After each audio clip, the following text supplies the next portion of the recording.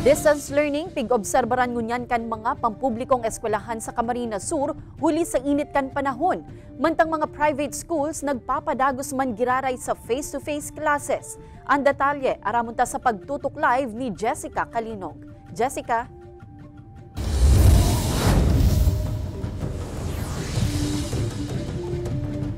Kate, sa ordinaryong aldawan, sa araw kaining mga oras, sigwapanin mga nagruruluwasan na mga estudyante sa mga pampublikong eskwelahan. Alagad kung maririsata sa eskwelahan na inidigdi sa Naga City, mayo na nin tao, asin sarado naman ang gate. Ngunya na aldaw man kaya, epektibo ngunya na aldaw, itong pigpautob kan gobyerno provincial kan Camarines Sur, asin kan Department of Education na pag-shift sa asynchronous learning o distance learning huli naman sa init kan panahon. Bukas ang gate, alagad mayo nin mga naglalakaw na mga estudyante o para tukdo. Huhunaon mong bakong Lunes sa bakanteng mga agihan palaog sa eskwelahan. Arog kaini ang sitwasyon ngunya na Abril 8 sa Haros Gabos na pampublikong eskwelahan sa Naga City asin Camarines Sur. Sa pigluwas na advisory kan Department of Education kan Abril 7, nakapalaman na asynchronous classes o distance learning ang i-implementar sa mga pampublikong eskwelahan ngunya na aldaw.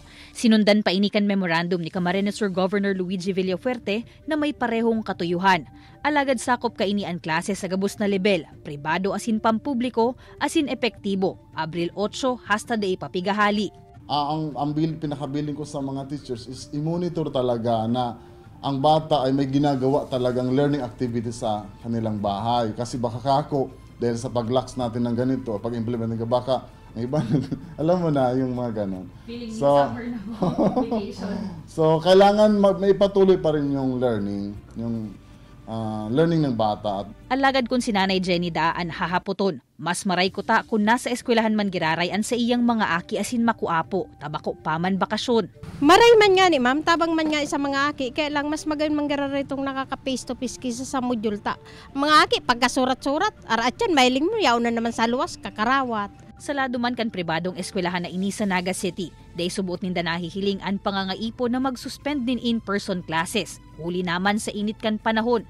Fully air-conditioned kaya ang classrooms, kaya komportable man ang learning environment para sa mga aki. Our teachers constantly remind them about drinking water throughout the day.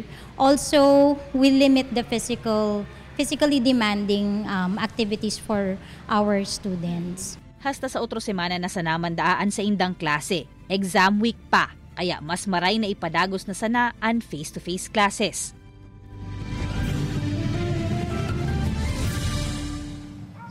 Hagad ngunyan Kate kan mga eskwelahan sa mga antabang kan mga magurang sa pagmonitor kan sa indang mga aki na masyertong nag-aadal ang mga ini miskiyaon nga ni sa harong tanganing maibitara naman itong learning losses arog kan nangyari kan pandemya kung sa inpig pautubman ang distance learning o ang modular learning. Kate? Jos Mabalos, Jessica.